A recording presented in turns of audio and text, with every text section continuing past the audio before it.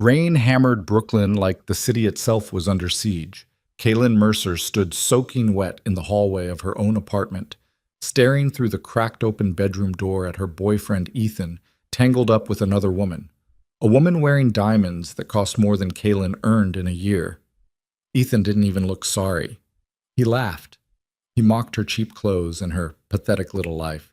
Then he grabbed her by the arm and threw her out into the freezing November storm with nothing but her purse.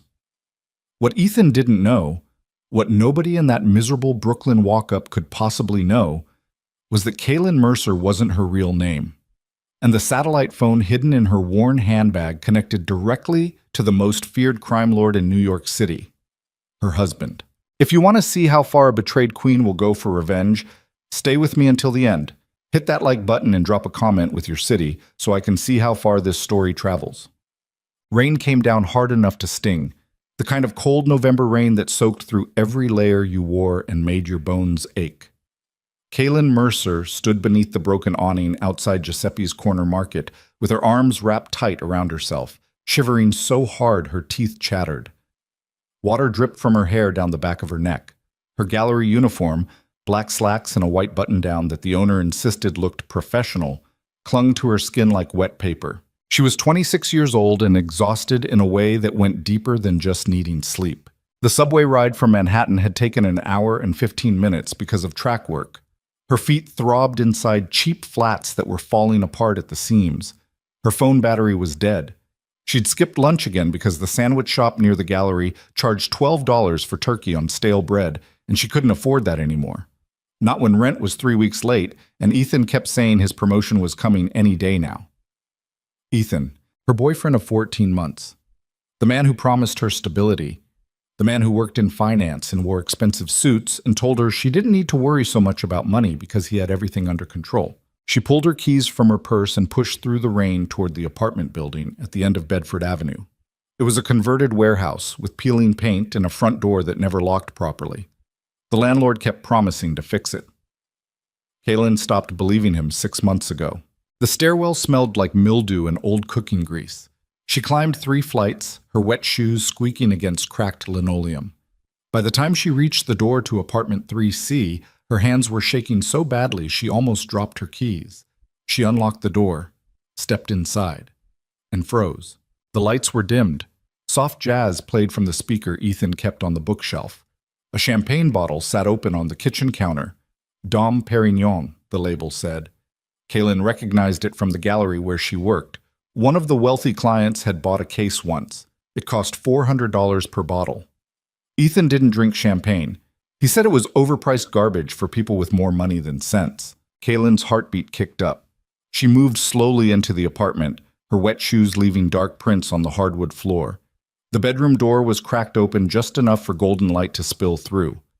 Voices drifted out. A woman's laugh. High and careless.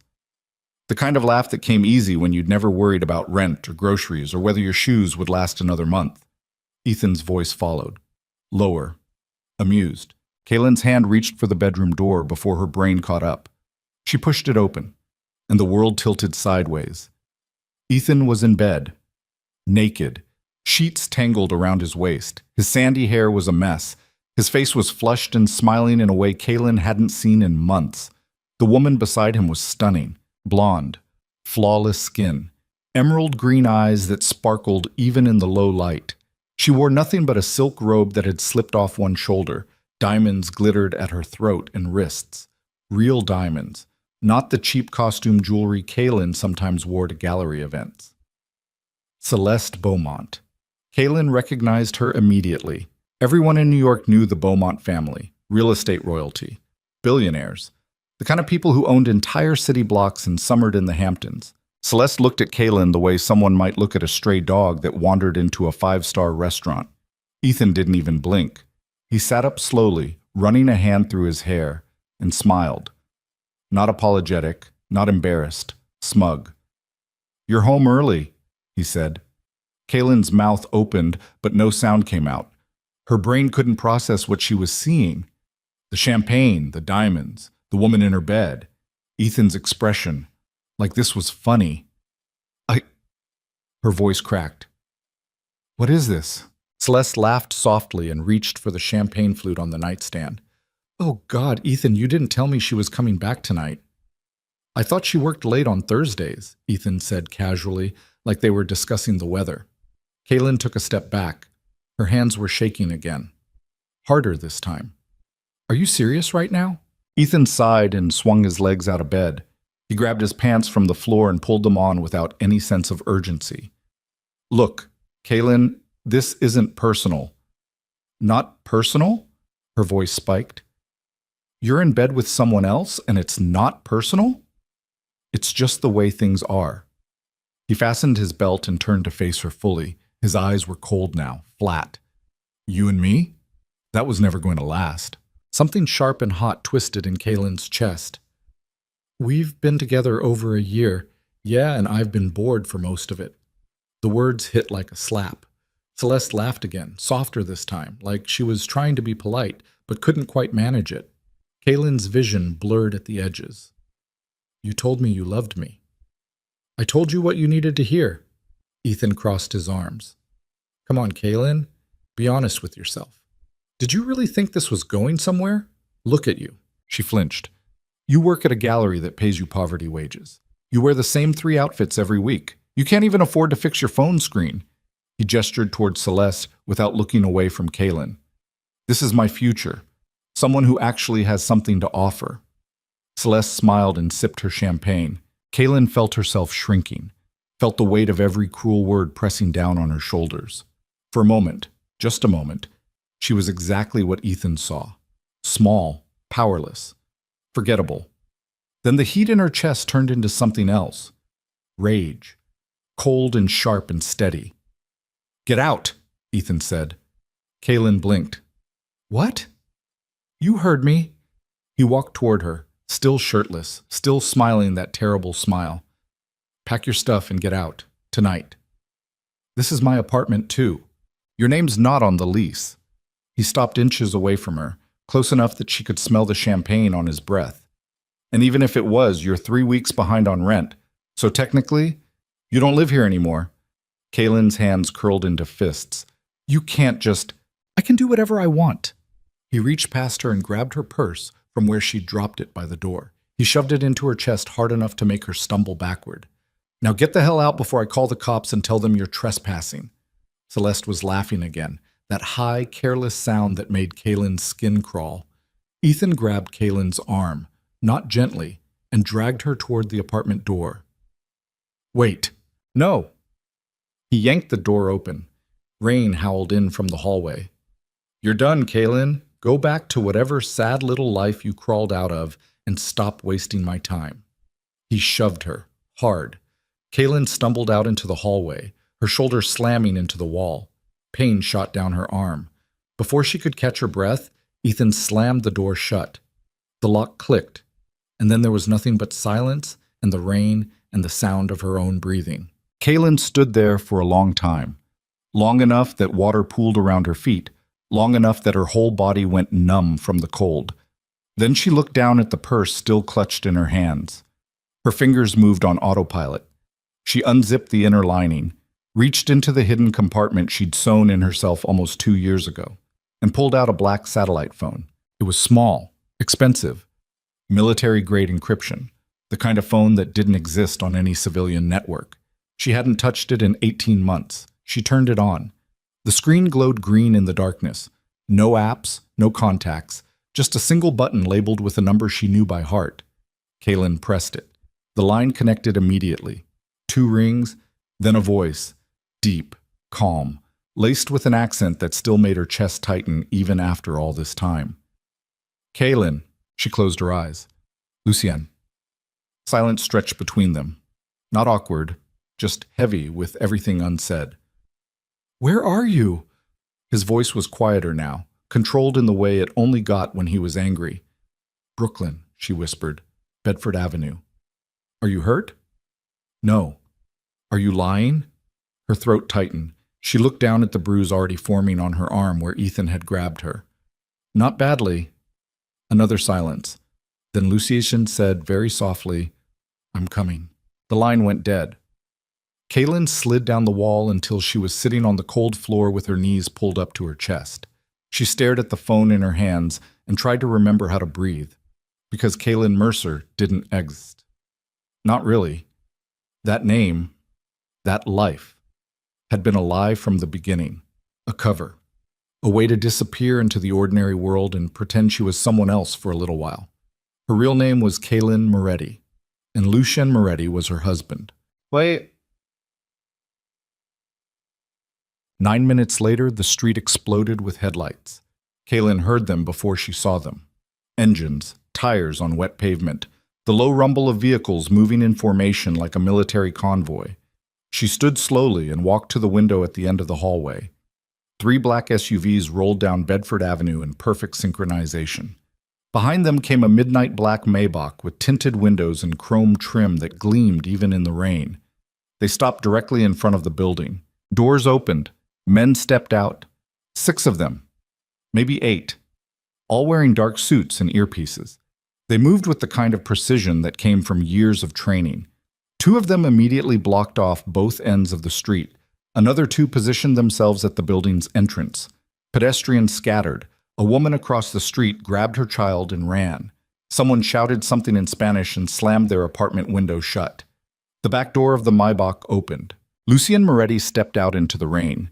He was tall, lean, dressed in a charcoal gray suit that probably cost more than most people's cars. His dark hair was slicked back. His face was all sharp angles and cold eyes, gray like winter steel. He looked up at the building, and even from 3 stories away, Kaylin felt the weight of his gaze. He said something to one of the men beside him. The man nodded and spoke into his earpiece. 30 seconds later, footsteps thundered up the stairwell. Kaylin turned just as 2 men in black suits appeared at the top of the stairs. They stopped when they saw her. One of them, older, scar running down his left cheek, nodded respectfully. "Mrs. Moretti." She didn't correct him. He gestured toward the stairs. "He's waiting." Kaylin descended slowly. Her legs felt unsteady. Her heart hammered against her ribs. By the time she reached the street, Lucien was already there. He stood in the rain without an umbrella, water streaming down his face and soaking into his suit. He didn't seem to notice. His eyes locked onto hers. Then he moved. Fast. He crossed the distance between them in 3 strides and pulled her into his arms without a word. One hand cupped the back of her head. The other wrapped around her waist, holding her so tightly she could barely breathe. "I'm sorry," she whispered into his chest. "Don't." His voice was rough, strained. "Don't apologize." He pulled back just enough to look at her. His eyes scanned her face, her hair, her soaked clothes. Then he saw the bruise on her arm. His entire expression changed. The cold steel in his eyes turned molten. "Who?" he said quietly. Kaylin swallowed hard. "Lucien? Who touched you?" She'd forgotten what his voice sounded like when he was truly angry. It wasn't loud. It didn't need to be. It was the kind of voice that made grown men confess to crimes they didn't commit. "My boyfriend," she said. The word tasted bitter. "Ex-boyfriend. Ethan Cole. Where is he?" She pointed up at the building. 3rd floor, apartment 3C. Lucien turned to the scarred man. "Dante." Dante stepped forward immediately. "Bring him to me." "Alive?" Dante asked. "For now." Dante nodded and disappeared into the building with 2 other men. Lucien turned back to Kaylin. He shrugged out of his suit jacket and draped it over her shoulders. It was heavy and warm and smelled like cedar and expensive cologne. "There was a woman with him," Kaylin said quietly. "Celeste Beaumont." Lucien's jaw tightened. "Arthur Beaumont's daughter." "You know him?" "Everyone knows him." Lucien's hand moved to her chin, tilting her face up so she had to meet his eyes. "Are you hurt anywhere else?" "No." "Don't lie to me, Kaylin." "I'm not." She pulled the jacket tighter around herself. He threw me out, that's all." Lucien's thumb brushed against her cheek. For a moment his expression softened. Just a fraction. Just enough for her to see the man underneath the monster. "You should have called sooner," he said. "I thought I could handle it." "You shouldn't have had to." Before she could respond, shouting erupted from inside the building. Ethan's voice, high and panicked. Get your hands off me! I'll call the cops! The shouts cut off abruptly. 30 seconds later, Dante emerged from the building, dragging Ethan by the back of his shirt. Ethan's feet barely touched the ground. His face was pale. His eyes were wide with terror. Dante threw him onto the wet pavement in front of Lucian. Ethan scrambled backward on his hands and knees, soaked and shaking. What the hell is this? Who are you people? Lucian stared down at him without expression. Ethan's eyes darted to Kaylin. Kaylin, what? Then he saw the way she was standing beside Lucian, saw the jacket draped over her shoulders, saw the men in suits surrounding them like a wall of muscle and violence. His face went white. Oh God, he whispered. Lucian crouched down slowly until he was eye level with Ethan. You put your hands on my wife. Ethan's mouth opened and closed like a fish drowning on dry land. Your wife? Her name, Lucian said quietly, is Kaylin Moretti. The color drained completely from Ethan's face. Everyone in New York knew that name. Lucien Moretti, the head of the Moretti crime family, the man who controlled half the city's underground economy, the man politicians whispered about in back rooms and federal agents built entire careers trying to take down. Ethan looked at Kaylin like he was seeing her for the first time. She stared back at him with cold, dead eyes. I didn't know, Ethan stammered. I swear to God, I didn't. You threw her into the street, Lucian interrupted. His voice was still quiet, still calm. Somehow, that made it worse. You humiliated her. You touched her. It was a mistake. Yes, Lucian stood. It was. He turned to Dante. Take him. No! Ethan lunged forward. Two men grabbed him before he could get within 5 feet of Lucian. Please! I didn't mean... Lucian ignored him completely.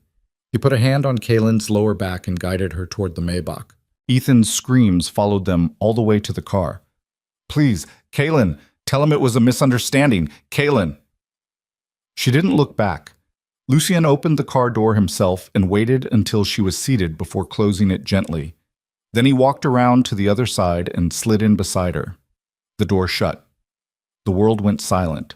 Kaylin sat perfectly still, staring straight ahead at the privacy divider between the back seat and the driver. Her hands were folded in her lap. She could still hear Ethan screaming outside, muffled now by bulletproof glass. Lucian said nothing. The car started moving. They drove in silence through Brooklyn. Rain drummed against the roof. The city blurred past the tinted windows. Streetlights and neon signs and people huddled under awnings. Kaylin's voice came out flat, hollow. What are you going to do to him? What would you like me to do? She turned to look at him. Don't put this on me. You're my wife. His eyes met hers. This is your decision as much as mine. I haven't been your wife in 18 months. You've been my wife every day since you said yes in front of that judge. His hand moved to hers, covering her cold fingers with his warm ones. Even when you ran, even when you tried to pretend you were someone else. Kaylin looked away. I needed to get out. I know. I couldn't breathe in that world. I couldn't. Her voice cracked. She swallowed hard and forced herself to continue. I just wanted to be normal for a little while. Is that so terrible? No. Then why does it feel like I failed? Lucian was quiet for a long moment. Then he said, very softly, because you can't outrun what you are. The words hit harder than any of Ethan's insults. Kaylin closed her eyes and let her head fall back against the leather seat. I really thought I could. I know. I thought if I got far enough away, if I stayed quiet and small and invisible, maybe I could just disappear. And now? She opened her eyes and looked at him. Really looked at him. At the sharp lines of his face and the gray eyes that never wavered and the hands that had killed more people than she could count. Now I remember why I married you, she said quietly. Something flickered across Lucian's expression. Not quite a smile, but close. His thumb brushed against her knuckles. Welcome home, Kaylin. The Maybach turned onto the FDR drive, heading toward Manhattan, toward the life she'd tried so hard to leave behind. Kaylin stared out at the glittering skyline and realized she wasn't afraid anymore. She was angry. An anger she was starting to remember was so much more useful than fear. The Moretti estate sat on 12 acres of land in the Bronx, hidden behind stone walls 20 feet high and iron gates that required 3 separate security clearances to open. Kaylin watched through the rain-streaked window as the Maybach glided past armed guards and surveillance cameras, disguised as decorative lampposts. She'd forgotten how much she hated this place. Not because it was ugly. The mansion itself was beautiful in a cold, austere way. All marble columns and floor-to-ceiling windows and manicured gardens that probably cost more to maintain than most people earned in a lifetime. But beauty didn't make it feel less like a prison. The car stopped beneath a covered portico. Lucien stepped out first and extended a hand to help her. His palm was warm and dry against her cold, damp fingers. "You don't have to do this," she said quietly. He looked at her. "Do what?" "Pretend I'm still part of this world." "You are part of this world." His grip tightened slightly. "You always have been." Before she could argue, the front door opened and a woman appeared at the top of the steps. She was in her 50s, dressed in an impeccable black suit with her silver hair pulled back in a severe bun. Her name was Teresa Volkov, and she'd been running the Moretti household for longer than Kaylin had been alive. Teresa's expression didn't change when she saw Kaylin, but something flickered in her dark eyes.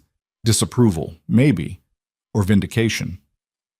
"Mrs. Moretti," Teresa said with a slight nod, "your rooms have been prepared." "Your rooms? Not the guest suite, not a place to sleep. Your rooms, like Kaylin had never left." Lucien's hand moved to the small of her back, guiding her up the steps. "She'll need clothes," he said to Teresa. "Everything. Have it delivered by morning." Teresa inclined her head. "Of course." Inside, the mansion was exactly as Kaylin remembered. Polished marble floors that echoed with every footstep, crystal chandeliers that cast prismatic light across expensive artwork, the faint smell of lemon polish and old money. A man appeared from one of the side hallways, tall, broad-shouldered, with close-cropped hair and a scar that ran from his left eyebrow to his cheekbone. Marco Russo. Lucien's head of security and closest friend since childhood. Marco stopped when he saw Kaylin. His expression went carefully neutral. "Boss," he said to Lucien. Then, after a beat, "Mrs. Moretti." Kaylin didn't respond. Lucien's hand pressed slightly against her back, urging her forward. "Dante called ahead?" "Yeah." Marco's eyes flicked to Kaylin, then back to Lucien. "We've got the boyfriend in the basement. The girl's been sent home with a warning." "What kind of warning?" "The kind that makes people remember why they shouldn't fuck with our family." Lucien nodded slowly. "Good. I'll deal with Cole in the morning." "You want me to prep him first?" "No." Lucien's voice went flat. "Leave him alone tonight. Let him think about what's coming." Marco's mouth curved into something that wasn't quite a smile. "That's cruel, boss." "Yes," Lucien said. "It is." He steered Kaylin toward the grand staircase without another word. She climbed mechanically, her wet shoes leaving dark prints on the cream-colored runner. Her body felt heavy, disconnected, like she was watching herself from somewhere far away. They reached the second floor and turned down a long hallway lined with oil paintings of dead Moretti ancestors. At the end of the hall was a set of double doors carved from dark wood. Lucien pushed them open. The bedroom was massive, king-sized bed with silk sheets, fireplace already crackling with flames, sitting area with leather chairs and a view of the gardens. Everything pristine and untouched, like a museum exhibit, like Kaylin had never left. She walked to the center of the room and stopped, staring at nothing. Lucien closed the doors behind them. "You should get out of those wet clothes. I don't have anything else to wear. There's a robe in this bathroom. Teresa will bring clothes in the morning." Kaylin didn't move. Lucien crossed the room slowly and stood in front of her. His hands came up to frame her face, tilting her chin so she had to look at him. "Talk to me," he said quietly. "About what?" "About why you're shutting down." She pulled away from his touch. "I'm not shutting down." "You are." He let his hands drop but didn't step back. "You've barely said 10 words since we left Brooklyn." "What do you want me to say, Lucien?" Her voice came out sharper than she intended. "Thank you for rescuing me? Thank you for reminding me that I can't survive without you?" That's not what this is. Isn't it? She turned to face him fully. I spent 18 months trying to prove I could make it on my own, trying to be someone other than Kaylin Moretti, the mob wife who married into power because she had nowhere else to go. And the second things got hard. I ran straight back to you. You called me, Lucian said evenly, because a man put his hands on you and threw you into the street. That's not weakness. That's survival. It feels like weakness. Then your feelings are wrong. Kaylin laughed bitterly. You don't get to tell me how to feel. I'm not. He stepped closer, close enough that she could see the tension in his jaw, the way his eyes had gone dark and dangerous. I'm telling you that you're being too hard on yourself, and you're being too easy on me. That's not possible. The words hung between them, heavy with meaning Kaylin didn't want to unpack. She turned away and walked to the window. Rain streaked down the glass in diagonal lines.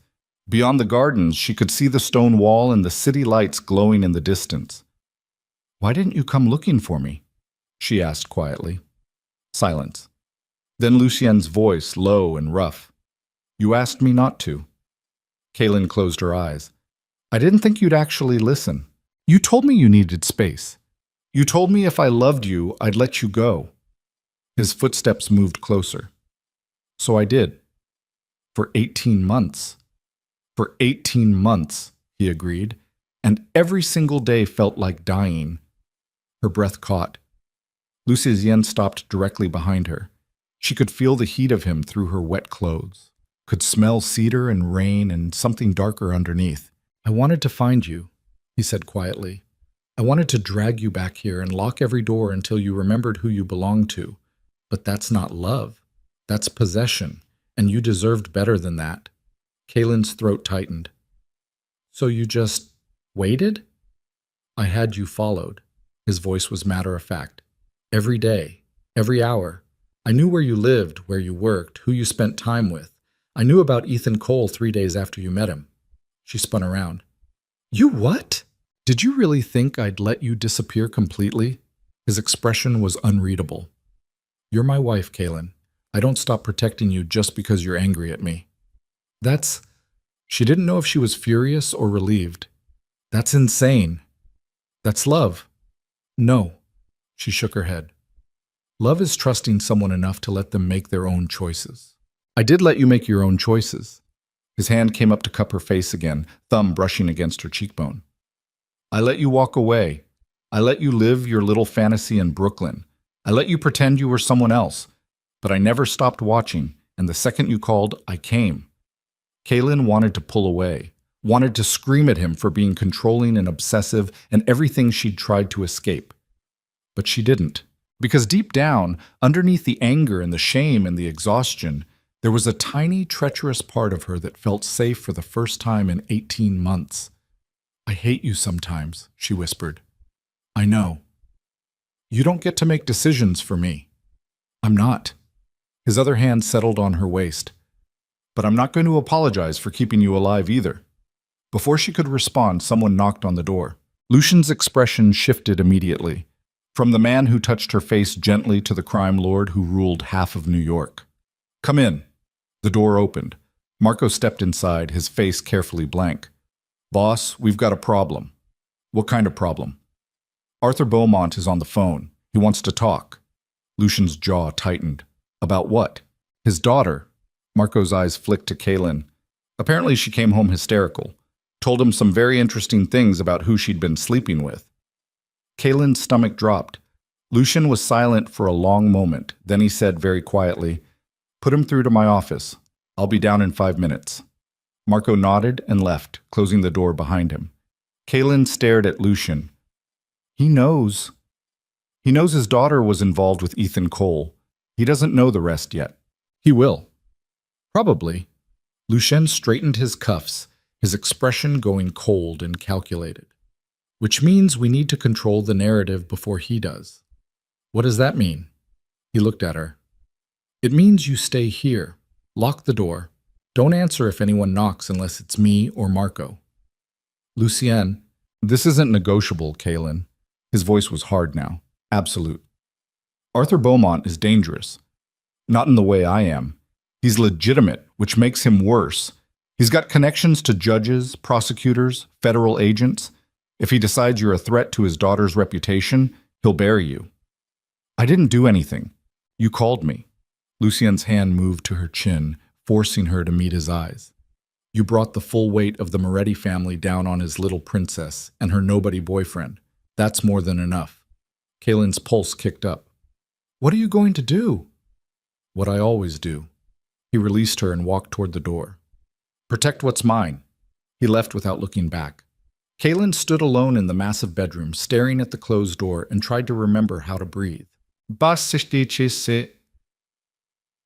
Lucian's office was on the first floor, tucked into a corner of the mansion with windows overlooking the gardens. The walls were lined with bookshelves filled with leather-bound volumes nobody ever read. His desk was mahogany, imported from Italy, heavy enough to stop a bullet.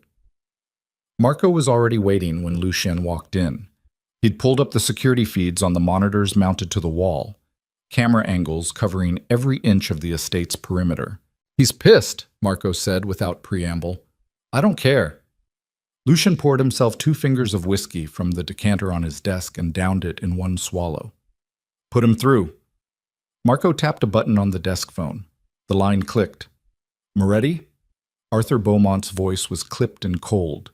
East Coast money. Ivy League education. The kind of accent that came from never having to raise your voice to get what you wanted. Lucien sat down in his chair and leaned back. Arthur, it's been a while. Not long enough. A pause. We need to talk about what happened tonight. I'm listening. Your people assaulted my daughter. Lucien's expression didn't change. That's not what happened.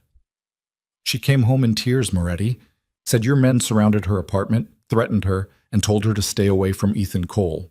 That sounds like assault to me. Your daughter, Lucien said evenly, was fucking a man who belongs to me. Silence. Then Arthur's voice, lower and more dangerous. Excuse me? Ethan Cole is currently a guest in my home. He's going to stay that way until I decide what to do with him. If your daughter wants to visit, she's welcome to come plead his case. Otherwise, she should stay out of this. You arrogant son of a... Careful, Arthur. Lucien's voice dropped into something cold and lethal. I've been very patient with your family over the years. I've looked the other way when your construction projects cut corners and violated union contracts. I've ignored the fact that half your buildings are structurally unsound because you pay off inspectors instead of hiring competent engineers. But my patience has limits. Are you threatening me? I'm explaining the situation. Lucien poured himself another whiskey. Ethan Cole put his hands on someone I care about. He humiliated her. He threw her into the street like garbage. That's not something I forgive. What does any of this have to do with Celeste? Your daughter was in bed with him when it happened. More silence. Lucien could almost hear the gears turning in Arthur's head. Calculating. Weighing options. Trying to figure out who Ethan had hurt that would make Lucien Moretti personally intervene. Who? Arthur asked finally. That's not your concern. If my daughter is involved, it is my concern. Then tell your daughter to choose her lovers more carefully. Lucien set his glass down. Ethan Cole is finished. His career is over. His reputation is destroyed. And in a few days, he's going to disappear completely. If Celeste has any sense, she'll distance herself from him as quickly as possible. You can't just make people disappear, Moretti. This isn't the old days. Can't I? Lucien smiled even though Arthur couldn't see it. We both know I can. The only question is whether you're going to make this personal. Arthur was quiet for a long time. When he spoke again, his voice was careful, measured. What do you want? I want your construction sites back online by Monday morning. What? You heard me. Lucien stood and walked to the window. Rain still poured down outside, turning the gardens into something dark and waterlogged. You've got 23 active projects across Manhattan. All of them are shut down right now because of union strikes that I initiated. I want them reopened, full crews, full schedules, and I want you to forget this conversation ever happened. That's extortion. That's business. Lucien turned away from the window. You can call it whatever you want, but those are my terms. Another long silence, then Arthur said very quietly, Fine. The sites reopen Monday. Good. But Moretti? Arthur's voice went hard. If I find out you've hurt my daughter, I won't. Lucien's tone was absolute. She's not my target. She never was. But if she keeps pushing this, if she goes to the press or the police or anyone else, that changes. Understand? Understood. The line went dead. Lucien set the phone down and exhaled slowly. His hands were steady, but his jaw ached from how hard he'd been clenching it. Marco was watching him carefully. That went better than expected. He'll come after me eventually, Lucien said. Men like Arthur Beaumont don't forgive slights. They just wait for the right moment to retaliate. So what's the play? Lucien walked back to his desk and sat down. We move fast. Dismantle Ethan Cole completely before Beaumont has time to think too hard about who we're protecting. Already on it. Marco pulled out his phone and started scrolling through messages. I've got people inside Cole's firm. They're ready to leak the embezzlement evidence to the feds as soon as you give the word. Do it. Marco typed something quickly. Done. The case files will hit the FBI's fraud division by morning. What about his personal accounts? Frozen. Credit cards maxed out and reported stolen. Lease on his apartment terminated effective immediately. Marco looked up. By Monday, he'll be completely broke. Good. Lucien leaned back in his chair and steepled his fingers. What about Celeste? She's a problem. Marco pocketed his phone. Rich girl with a victim complex and daddy's lawyers on speed dial. If she decides to play the innocent bystander, she could cause trouble. Then make sure she doesn't. Marco raised an eyebrow. How far do you want me to go? Not far. Just remind her that her reputation is fragile. A few well-placed rumors about her sleeping with a criminal, some photos showing up on gossip sites, nothing permanent, just enough to make her think twice about talking. You want me to threaten a billionaire's daughter with tabloid exposure. I want you to give her a reason to keep her mouth shut. Lucien's voice was calm, flat. She's not the target, Marco, but she's collateral. And if she gets in the way, she'll get hurt. Marco nodded slowly. I'll handle it. Quietly. Always. After Marco left, Lucien sat alone in his office for a long time. The rain had slowed to a drizzle. The house was silent except for the ticking of the grandfather clock in the corner. He thought about Kaylin upstairs, about the way she'd looked at him, angry and scared and something else he couldn't quite name. She'd called him possessive, controlling, and she wasn't wrong. But possession was just another word for protection, and control was just another word for keeping her alive. He'd let her run once. Let her play house with a nobody in Brooklyn. Let her pretend she could be normal. And look where it had gotten her, thrown into the street, bruised, humiliated. Never again. Lucien poured himself one more whiskey and drank it slowly, staring at the rain-soaked gardens and thinking about all the ways he was going to destroy Ethan Cole. Upstairs, Kaylin sat on the edge of the massive bed, wearing a silk robe that Teresa had left on the bathroom counter. Her wet clothes were in a pile on the floor. Her hair hung in damp tangles around her shoulders. She couldn't stop shaking. Not from cold, from adrenaline, from the realization that she'd just upended her entire life in the span of 3 hours.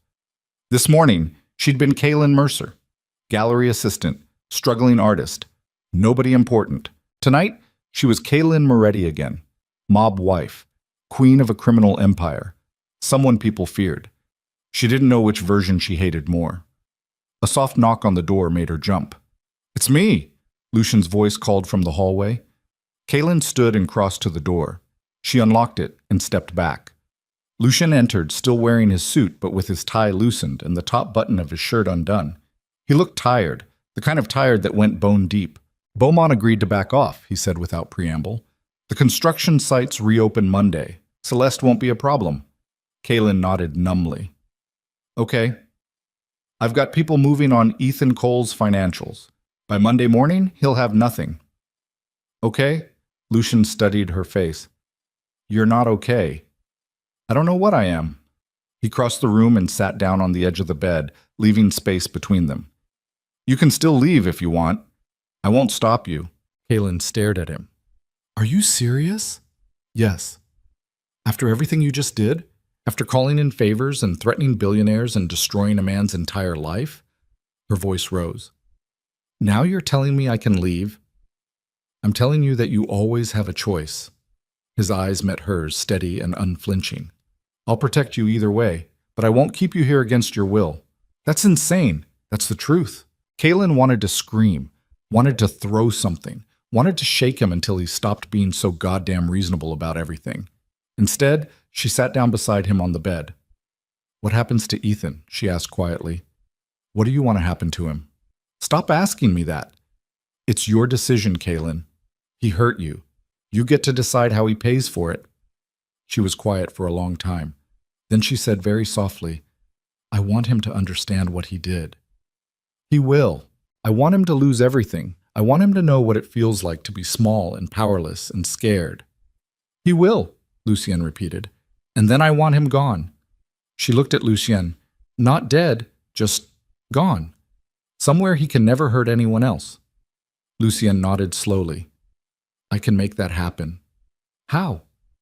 Does it matter? Yes. He was quiet for a moment. Then he said, I have business interests in Alaska. Commercial fishing operations. Brutal work. Dangerous. The kind of thing that breaks men who aren't strong enough to handle it. Kaylin's breath caught. You're going to send him to Alaska, if that's what you want. For how long? As long as it takes to repay what he owes. And what does he owe? Lucien's hand moved to hers, his thumb brushing against her knuckles. Everything. The word hung in the air between them, heavy and absolute. Kaylin looked down at their joined hands. His fingers were longer than hers, stronger, scarred in places from fights she'd never asked about. I should hate you, she whispered. You probably should. I should be terrified. You probably should be that too. But I'm not. She looked up at him. And I don't know what that says about me. Lucien's expression softened just slightly. It says you're exactly where you're supposed to be. Before she could respond, her stomach growled loudly. They both froze. Then Lucien laughed. A real laugh, low and rough and unexpected. When was the last time you ate? He asked. Kaylin thought about it. Yesterday? Maybe. Jesus, Kaylin. He stood and walked to the door. Come on. Where are we going? Kitchen. You need food. She followed him down the hallway, through the silent mansion, to a massive kitchen that looked like it belonged in a five-star restaurant. Stainless steel appliances, marble countertops, a refrigerator the size of a small car. Lucien opened the fridge and started pulling out containers. Cold pasta, roasted chicken, fresh bread. He set everything on the counter and gestured for her to sit at the island. I can cook for myself, Kaylin said. I know. He pulled out a cutting board and a knife. But you're exhausted and you're shaking, and I'm not letting you near sharp objects right now.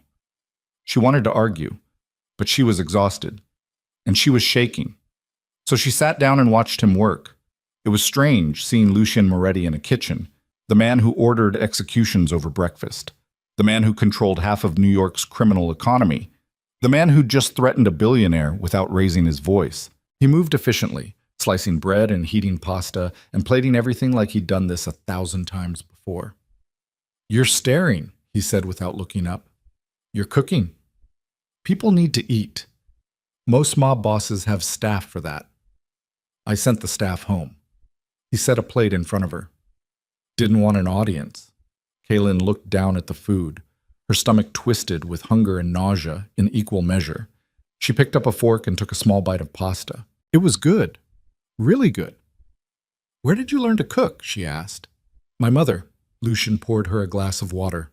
Before she died. Kaylin had known his mother was dead. She'd just never asked how. I'm sorry, she said quietly. It was a long time ago. They ate in silence for a while. Kaylin managed to get through half the plate before her stomach protested. Lucien finished his food and started cleaning up, rinsing dishes and putting leftovers away. You don't have to do that, Kaylin said. I know. Lucien, stop. He turned to face her, his hands braced against the counter. Stop acting like you're a burden. Stop apologizing for existing. Stop pretending you don't belong here. I don't. You do. His voice was firm but not harsh. You've always belonged here. You just spent 18 months trying to convince yourself otherwise. Kaylin looked away. Maybe I was right to leave. Maybe. He crossed the kitchen and stopped in front of her. Or maybe you just needed to see what the alternative looked like. And what does it look like? Ethan Cole. Lucian's jaw tightened. Men who see you as disposable. Men who use you and throw you away the second something better comes along. You're not exactly a saint, Lucy. No. His hand came up to cup her face. But I'm yours, and that's the difference. Kaylin's breath caught in her throat.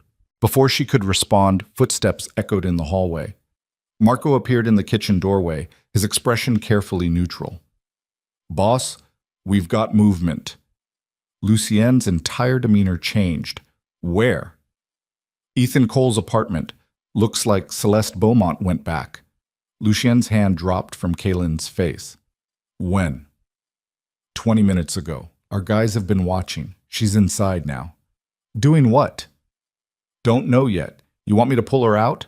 Lucien was silent for a long moment, his eyes distant and calculating. Then he said very quietly, No. Let her stay. But I want eyes on every conversation, every phone call, every text message. Marco nodded. Already on it. After he left, Kaylin stared at Lucien. What are you thinking? That Celeste Beaumont is smarter than I gave her credit for. Why? Because she went back. He turned to face her fully, which means she's either trying to help Ethan escape or she's gathering evidence to use against us. Kaylin's stomach dropped. What do we do? We wait. Lucien's expression was cold, controlled, and we see what she does next. But Kaylin could see the tension in his shoulders, could hear the edge in his voice. This wasn't over. It was just beginning. And somewhere across the city, in a Brooklyn apartment that no longer belonged to Ethan Cole, Celeste Beaumont was making decisions that would change everything. The surveillance footage came through at 3 a.m. Kaylin was half asleep in the massive bed when Lucien's phone buzzed on the nightstand. He'd been lying beside her fully clothed, one arm draped across her waist, his breathing slow and even in a way that made her think he wasn't really sleeping either. The phone buzzed again. Lucien's eyes opened immediately. No grogginess, no hesitation. He reached for the phone and read the screen, his expression shifting from neutral to something darker in less than a second. What is it? Kaylin asked. He didn't answer, just sat up and started typing rapidly. Kaylin pushed herself upright, the silk robe sliding off one shoulder. Lucien. Get dressed, he said quietly. Why? Because we need to go downstairs, now. There was something in his voice that made her stomach drop. She slid out of bed and grabbed the clothes Teresa had left folded on the dresser earlier. Black jeans, a cashmere sweater, leather boots. She dressed quickly while Lucien made a phone call in clipped, rapid Italian. When he hung up, his face was carved from stone. What happened? Kaylin demanded. Celeste Beaumont just made a very stupid mistake. He grabbed her hand and pulled her toward the door. And we need to see exactly how stupid before the sun comes up. They descended the grand staircase and turned down a hallway Kaylin had never been allowed to enter when she lived here before. It led to a reinforced steel door that required both a keycard and a thumbprint to open. Lucien pressed his thumb to the scanner and the lock clicked. Beyond was a staircase leading down into darkness. Where are we going? Kaylin's voice echoed off concrete walls. The operations room. They reached the bottom and another door. This one opened into a space that looked like something out of a spy movie. Banks of computer monitors covering 3 walls, satellite feeds streaming in real time, and a conference table in the center surrounded by leather chairs. Marco was already there, along with 2 other men Kaylin didn't recognize. They all looked up when Lucien entered, their expressions grim. Show me, Lucien said. Marco tapped a keyboard and one of the large monitors flickered to life. Security camera footage, black and white. Timestamp 2:47 a.m. The angle showed Ethan's Brooklyn apartment from across the street. Kaylin recognized the building immediately. The crumbling brick facade, the broken awning, the door that never locked properly. On screen, a figure emerged from the building. Celeste Beaumont. She was wearing designer clothes that looked out of place on Bedford Avenue, a long camel coat and stiletto heels that clicked against the wet pavement. She glanced around nervously, then pulled out her phone. Marco fast-forwarded. 30 seconds later, a black sedan pulled up. Celeste climbed into the back seat. The car drove away. Where did she go? Lucian's voice was dangerously calm. Manhattan, Upper East Side. Marco pulled up another screen showing GPS tracking data. The car stopped outside the Beaumont estate for 20 minutes, then headed downtown. Downtown where? Marco's jaw tightened. Federal Plaza. The room went silent. Kaylin's blood turned to ice. She went to the FBI? Not exactly. Marco switched to a different feed. This one showed the exterior of a building Kaylin recognized from news reports. The FBI's New York field office. She met with someone in the parking garage. We couldn't get audio, but we got photos. He pulled up a series of images. Celeste standing next to a nondescript sedan, a man in a dark suit stepping out. They were too far away to make out faces clearly, but the body language was obvious. Celeste handing something to the man. An envelope, maybe. Or a flash drive. The man taking it. Celeste getting back in her car and driving away. Who is he? Lucian's hands were braced against the conference table, his knuckles white. We're running facial recognition now. Marco typed rapidly. But based on the license plate and vehicle registration, he's FBI, Financial Crimes Division. Kaylin felt like the floor had dropped out from under her. She's cooperating with them. She's trying to. Lucian straightened and started pacing, his mind clearly working through scenarios at lightning speed. What did she give him? We don't know yet, Marco said. But she was in Cole's apartment for 40 minutes before she left. My guess? She grabbed evidence. What kind of evidence? Financial records, maybe. Emails, text messages. Marco pulled up another screen showing a timeline of Celeste's movements. Cole's an idiot, but he's been working in finance for 6 years. He's got to have documentation of some shady deals. If she handed that over to the feds, then they'll start digging, Lucian finished. His voice was flat, cold. And if they dig deep enough, they'll find connections to us. Kaylin's hands started shaking. How is that possible? You said Ethan was nobody. You said he didn't know who I was. He didn't. Lucienne turned to face her. But that doesn't mean he's clean. Men like Ethan Cole don't work in high-level finance without getting their hands dirty. And if he was involved in anything that touched our money laundering operations, we're exposed, Marco said quietly. The words hung in the air like a death sentence. Kaylin sank into one of the leather chairs. Her mind was racing, trying to piece together what this meant. So Celeste went to the FBI to protect herself. Or to hurt us, Lucian said. Either way, she just gave federal investigators a reason to look at Ethan Cole. And when they look at him, they're going to find threads that lead back here. Can you stop them? Kaylin asked. Maybe? Lucian pulled out his phone and started typing. But not without burning bridges I'd rather keep intact. I've got people inside the bureau, but using them for something like this puts them at risk. So what do we do? Before Lucian could answer, one of the other men, young, maybe 30, with nervous energy radiating off him, spoke up. Boss, the facial recognition came through. Marco pulled up a new image. A clean headshot of the man from the parking garage. Mid-40s, sharp eyes, graying at the temples. Special Agent David Reeves, the young man said. 10 years with financial crimes, clean record, by the book, no history of corruption or compromise. Shit, Marco muttered. Lucian's expression didn't change, but Kaylin saw the muscle in his jaw tighten. What's Reeves working on right now? The young man typed rapidly. 3 active cases, securities fraud, crypto money laundering, and, he paused, a task force investigating organized crime's infiltration of legitimate financial institutions. The room went silent again. Kaylin felt sick. He's hunting for connections between the mob and Wall Street. And Celeste just handed him Ethan Cole on a silver platter, Lucian said quietly. A mid-level finance executive with ties to a woman who happens to be married to the head of New York's largest crime family. He doesn't know I'm your wife, Kaylin said desperately. Celeste doesn't know. Nobody knows. Lucian looked at her. Yet. The single word was like a knife to the chest. Marco cleared his throat. We need to move fast. If Reeves starts digging into Cole's financials, he's going to find irregularities. And if he finds irregularities, he's going to start asking questions about who Cole associated with. How long do we have? Lucien asked. Best case? 72 hours before they get warrants. Worst case? They already have them. Lucian was quiet for a long moment. Then he turned to Kaylin. I need you to tell me everything you know about Ethan's work. Every conversation, every detail he mentioned about his job. Kaylin tried to think through the panic flooding her brain. He worked for Meridian Capital, investment firm, mid-sized. He managed portfolios for high net worth clients. What kind of clients? I don't know. He never talked specifics. He said it was confidential. Did he ever mention any names? Kaylin shook her head. No, he was paranoid about keeping work and personal life separate. What about his apartment? Did he keep files there, documents? I don't... She stopped, remembered something. Wait, he had a home office, a locked file cabinet. He said it was for tax records, but he never let me near it. Lucian's eyes sharpened.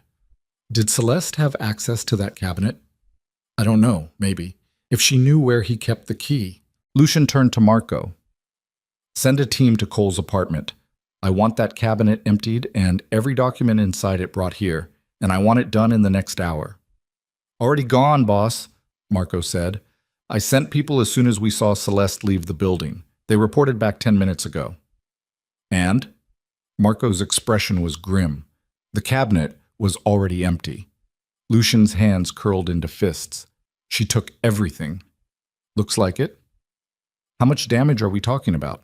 Depends what was in there. Marco pulled up another screen showing financial data. If Cole kept records of his transactions, client names, account numbers, wire transfers, and any of those transactions touched our shell corporations, he didn't need to finish the sentence. Kaylin felt like she was going to be sick.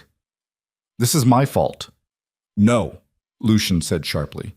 This is Celeste Beaumont's fault for thinking she could play games with my family. But I'm the one who called you. I'm the one who brought Ethan into this. You called me because you were hurt and scared. That's not a crime. His voice softened slightly. This is on Celeste, and she's going to pay for it. How? Kaylin demanded. She's already talked to the FBI. The damage is done. The damage is started, Lucian corrected, but it's not done yet. Not if we move fast enough. He turned to Marco. I want a full audit of every financial transaction we've made in the past 3 years. Any connection, however small, to Meridian Capital gets scrubbed. Shell corporations get dissolved. Offshore accounts get moved. I want us invisible by Monday morning. Marco nodded. That's a lot of money to move in 72 hours. Then work faster. Lucian's voice was ice. And get me everything we have on Celeste Beaumont. Bank records, credit cards, phone logs, social media. I want to know every mistake she's ever made and every secret she's ever kept. You're going to blackmail her, Kaylin said quietly. I'm going to give her a choice. Lucian met her eyes. She can walk away quietly and pretend this never happened, or she can keep pushing, and I'll bury her and her father so deep they'll never see daylight again. Her father is Arthur Beaumont. He's not going to let you touch her. Arthur Beaumont, Lucian said coldly, doesn't know his daughter just committed a felony by stealing documents from a private residence and handing them to federal investigators without a warrant. If I go public with that, she loses her credibility. And without credibility, her testimony is worthless. Kaylin stared at him. You're going to destroy a 23-year-old girl. I'm going to protect my family. His voice was absolute. If that means destroying her, then yes, I will. The words should have horrified her. They didn't. Because underneath the fear and the panic and the guilt, there was something else rising in Kaylin's chest. Rage, cold and sharp and focused entirely on Celeste Beaumont, the spoiled little rich girl who'd been fucking Kaylin's boyfriend in her bed, who'd laughed while Ethan threw her into the street, who was now trying to destroy everything Kaylin had left just to save her own reputation. I want to be there, Kaylin said quietly. Lucian looked at her. Where? When you confront her, I want to be there. Kaylin, she humiliated me, Kaylin interrupted. She sat in my bed and laughed while the man I thought I loved called me worthless. And now she's trying to send you to prison because she's too cowardly to face the consequences of her own choices.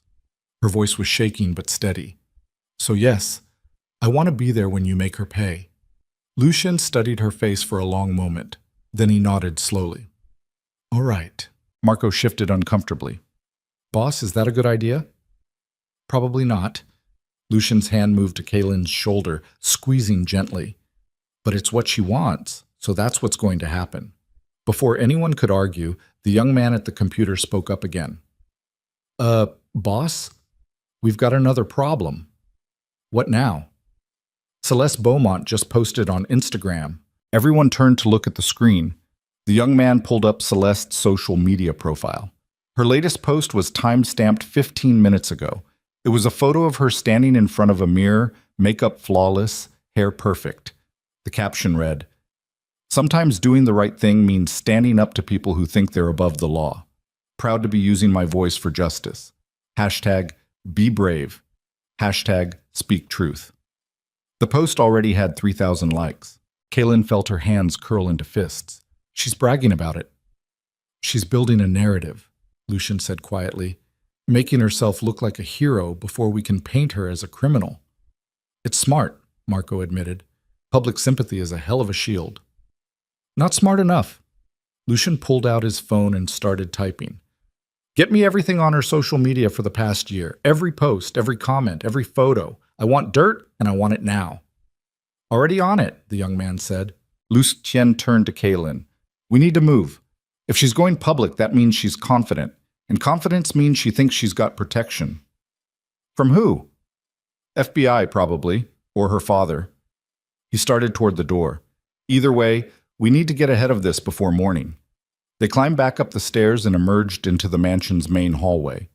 Dawn was starting to break outside, pale gray light filtering through the windows. Lucien's phone buzzed. He answered it immediately. What? A pause. Then his expression went from cold to murderous in half a second. When? He demanded. Another pause. Get every lawyer we have on this. Now. He hung up and turned to Marco. Ethan Cole just lawyered up. Marco's eyes widened. How? We froze all his accounts. Someone paid for it. Lucian's voice was deadly quiet. Want to guess who? Kaylin's stomach dropped. Celeste? Or her father? Lucien started pacing again, his movements sharp and aggressive.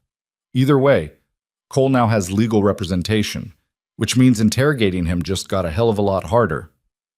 Can we still move him to Alaska? Kaylin asked. Not without kidnapping charges. Lucian stopped pacing and looked at her. The second he lawyered up, he became protected. If we touch him now, we're looking at federal charges. So he just walks away? No. Lucian's voice was ice. He doesn't walk away. He just takes longer to destroy. His phone buzzed again. This time when he answered, his entire body went rigid. Say that again, he said quietly. Kaylin couldn't hear the other end of the conversation, but she watched Lucien's face go pale. Are you sure? He demanded. A pause. How many? Another pause.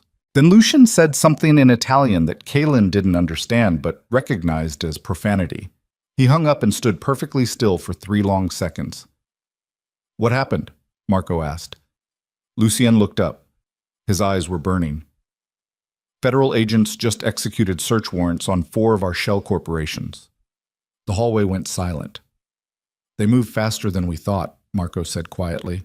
They moved before Celeste handed over the documents, Lucien corrected. Which means they already had evidence, which means Ethan Cole was cooperating with them before tonight, Kaylin finished. Her voice sounded distant, hollow. Lucian nodded slowly. He's been working with the FBI for weeks, maybe months, and Celeste either knew and helped him, or she's stupider than I thought and accidentally accelerated an investigation that was already underway. Kaylin felt like the ground had opened beneath her feet. Everything he did was calculated. Yes. The affair with Celeste, throwing me out, making me call you. Her breath came faster. He wanted me to bring you into this. He wanted you to retaliate so the FBI could build a case. That's my guess, Lucien said. He used me as bait. Yes. The single word detonated something inside Kaylin's chest. Not fear, not panic. Pure, incandescent fury. Where is he?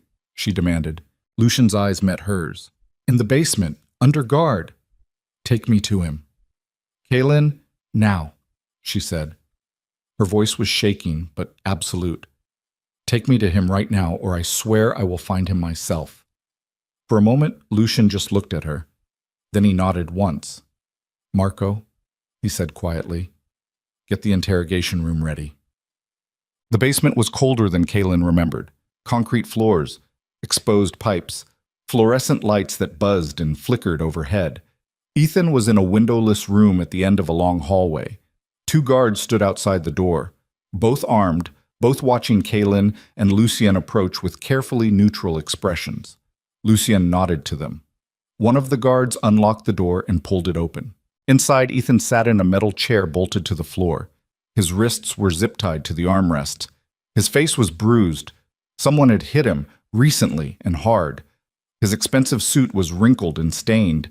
He looked up when they entered, and his eyes went wide with terror. "Kaylin," he gasped. "Thank God. Tell them—" "Shut up," she said quietly. Ethan's mouth snapped closed. Kaylin walked slowly across the room until she was standing directly in front of him, close enough to smell the fear sweat soaking through his shirt. "How long?" she asked. "What? How long have you been working with the FBI?" Ethan's face went pale. "I don't know what you're—" She slapped him, hard enough that his head snapped to the side and blood appeared at the corner of his mouth. "Don't lie to me," she said.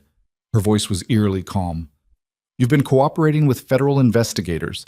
You've been feeding them information about Lucien's financial operations, and you used me to get access to him." "No," Ethan stammered. "That's not—" "How long?" she repeated. Ethan's eyes darted to Lucien, who stood near the door with his arms crossed and his expression carved from granite. "Help me," Ethan begged. "Please. She's insane." Kaylin grabbed his face and forced him to look at her. "I'm going to ask you one more time. How long?" Ethan's breath came in short, panicked gasps. Then, finally, he whispered, 4 months. The world tilted. 4 months, Kaylin repeated numbly. "They came to me," Ethan said desperately. "The FBI. They said they were investigating financial crimes and they knew I worked with some questionable clients. They said if I cooperated, they'd give me immunity." "So you what?" Kaylin's grip tightened. "You found out who I was married to and decided to use me?" "I didn't know at first, I swear." Tears were streaming down Ethan's face now. "I didn't know until 2 months ago. I saw a photo of you at some charity event. You were standing next to him, and I started asking questions." "And when you found out?" "I told my FBI handler. They told me to stay close to you, to see if I could get information." Kaylin's hands were shaking. "The affair with Celeste, was that part of it?" "No." Ethan shook his head frantically. "That was real. That was just you being a piece of shit," she finished. "Kaylin, please. I never wanted to hurt you. You threw me into the street," she said. Her voice was shaking now. "You called me worthless. You humiliated me in front of another woman, and the entire time you were working with federal agents to destroy my husband. I had no choice." "You had every choice," she screamed. "You could have walked away. You could have left me alone, but you didn't because you're a coward and a liar, and you thought you could use me to save yourself." She shoved him hard enough that the chair rocked backward. Ethan was sobbing now, incoherent and terrified. Kaylin turned to Luce. "I want him gone." Lucien nodded slowly. "Alaska?" "No." Her voice was cold, flat, absolute. "Somewhere worse." "There isn't anywhere worse." "Then make somewhere worse." She looked at Ethan one last time, at the pathetic broken man who tried to play games with people so far above his understanding, he never stood a chance. "I want him to disappear completely. I want him to spend the rest of his life regretting every second he ever knew my name." Lucien walked over and put a hand on her shoulder. "It's done." Kaylin didn't look back as she left the room, but as the door closed behind her, she heard Ethan's screams echo down the hallway, and she felt nothing at all. Kaylin made it halfway up the basement stairs before her legs gave out. She collapsed against the cold concrete wall, her breath coming in short, violent gasps that had nothing to do with the climb. Her hands were shaking so badly she had to press them flat against the stone just to make them stop. Behind her, she could still hear Ethan screaming. "Kaylin!" Lucien's voice came from above.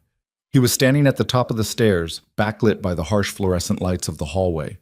"We need to keep moving." She couldn't move, couldn't think past the white-hot rage still burning in her chest. "He used me," she whispered. "For 4 months. Every conversation, every kiss, every time he told me he loved me, all of it was a lie. I know. He was building a case against you, against us, and I gave him everything he needed. Lucien descended the stairs slowly and crouched beside her. His hand found hers, warm and steady against her cold fingers. You didn't give him anything. He tried to use you as a weapon, and it backfired. Did it? Kaylin looked up at him. Federal agents just raided 4 of your companies. They have evidence. They have Celeste's testimony. They have whatever documents she stole from his apartment. Her voice cracked. How is that backfiring? Because they don't have me. Lucien's thumb brushed against her knuckles. And they don't have you. Everything else can be fixed. How? The same way I fix everything. His eyes were cold steel. Money, lawyers, and a very public reminder of what happens to people who cross the Moretti family. Kaylin wanted to believe him, wanted to trust that he could make this disappear the way he made everything else disappear. But the fear in her chest wouldn't settle. What about Celeste? She asked. What about her? She's still out there, still talking, still building her narrative. Kaylin's hands curled into fists. We need to stop her before she does more damage. Lucien was quiet for a moment. Then he stood and pulled Kaylin to her feet. Come on, there's someone you need to meet. They climbed the rest of the stairs and emerged into the mansion's main hallway. Dawn had fully broken outside. Pale morning light streamed through the windows, making the marble floors gleam. Marco was waiting near the front door with a woman Kaylin had never seen before. She was in her early 40s, dressed in an expensive navy suit with her dark hair pulled back in a tight bun. Her eyes were sharp and calculating behind wire-rimmed glasses. Mrs. Moretti, the woman said with a slight nod. My name is Diana Rothstein. I'm the head of crisis management at Castellano and Partners. Kaylin looked at Lucien. You hired a PR firm. I hired the best crisis management team in New York, he corrected. Diana is going to help us control the narrative before Celeste Beaumont destroys it completely. Diana opened the leather briefcase she was carrying and pulled out a tablet. I've been monitoring the situation since Mr. Moretti called me 3 hours ago. Celeste Beaumont's social media activity has increased dramatically in the past 6 hours. Instagram, Twitter, TikTok. She's building sympathy by positioning herself as a whistleblower, standing up to organized crime. Can you stop her? Kaylin asked. Stop her? No. Diana swiped through several screens. But I can muddy the waters enough that her credibility becomes questionable. The key is finding leverage, something in her past that contradicts the innocent victim narrative she's building. What kind of leverage? Diana pulled up a series of photos on the tablet. Celeste at various parties and events over the past 2 years. In several of them, she was visibly intoxicated. In others, she was with men who looked significantly older than her. Celeste Beaumont has a history, Diana said clinically. Drug use, reckless behavior, a DUI that her father's lawyers made disappear. 3 different rehab stints that were kept out of the press. She swiped to another photo. And a very interesting pattern of relationships with men in positions of power. Kaylin stared at the images. You're going to destroy her reputation. I'm going to give the media a more complicated story than the one she's trying to sell. Diana's voice was matter-of-fact. Right now, she's the brave young woman exposing corruption. By this afternoon, she'll be the troubled socialite with credibility problems and a history of manipulation. That's brutal, Kaylin said quietly. That's survival. Diana closed the tablet. The FBI is building a case against your husband using information from a known drug user with a criminal record and a pattern of lying to cover her mistakes. That's reasonable doubt. That's what keeps people out of prison. Lucien's hand found Kaylin's shoulder. I need you to understand something. This isn't about revenge anymore. This is about protection. If we don't destroy Celeste's credibility, she destroys us. Kaylin looked at the tablet, at the photos of a young woman who'd made mistakes and was about to pay for them in the most public way possible. Then she thought about Ethan's face when he'd admitted to using her, about Celeste laughing in her bed, about the FBI agents rifling through Lucien's companies looking for evidence to put him away for the rest of his life. Do it, she said. Diana nodded. I'll need authorization to release certain information to select media contacts. You have it, Lucien interrupted. Whatever you need, just make sure it hits before noon. Consider it done. Diana packed up her briefcase and headed for the door. I'll send updates every 2 hours. After she left, the mansion fell into heavy silence. Marco cleared his throat.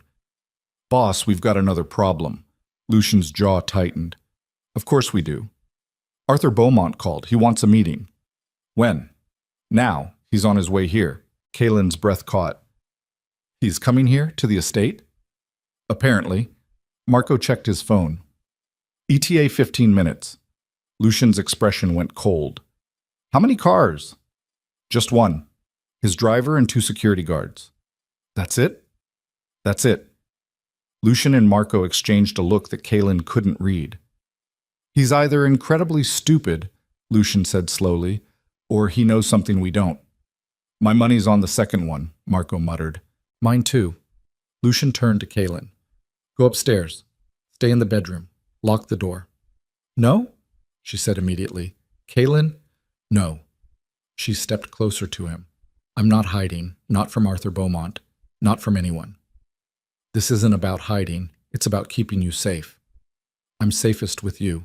Her voice was steady, absolute. And if Arthur Beaumont is coming here to threaten you, then he's threatening me too, so I'm staying. Lucien looked like he wanted to argue. Then he exhaled slowly and nodded. Fine, but you stay behind me, and if I tell you to run, you run. Understand? I understand. Marco stepped forward. I'll have armed guards positioned throughout the house, just in case.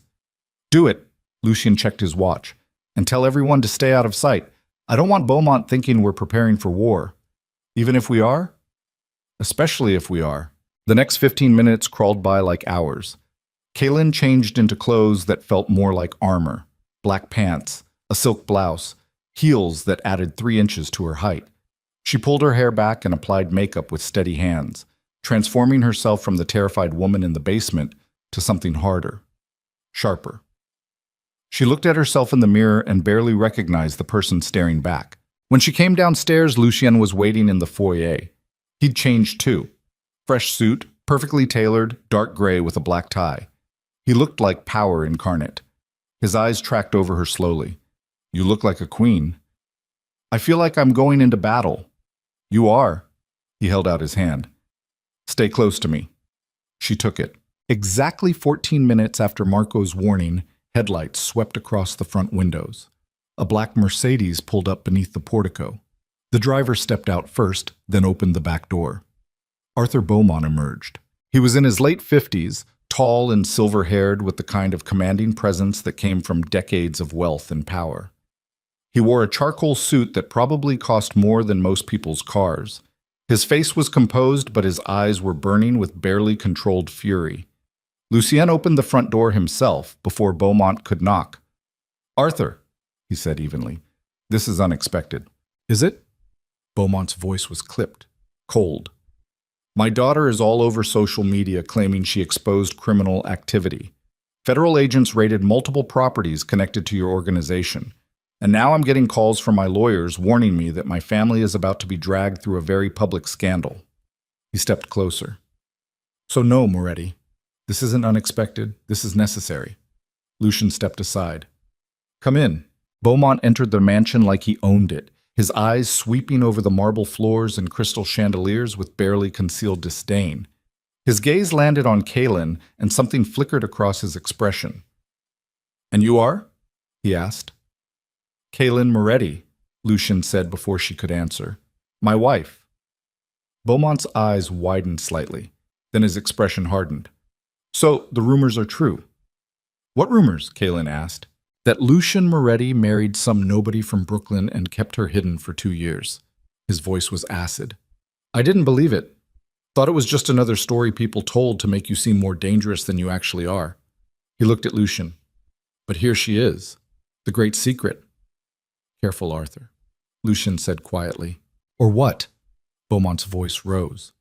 You'll threaten me the way you threatened my daughter? You'll send your thugs to intimidate her the way you intimidated that pathetic finance executive she was sleeping with? Your daughter, Lucien said, his voice dropping to something deadly, stole documents from a private residence and handed them to federal investigators. That's a felony. Multiple felonies, actually.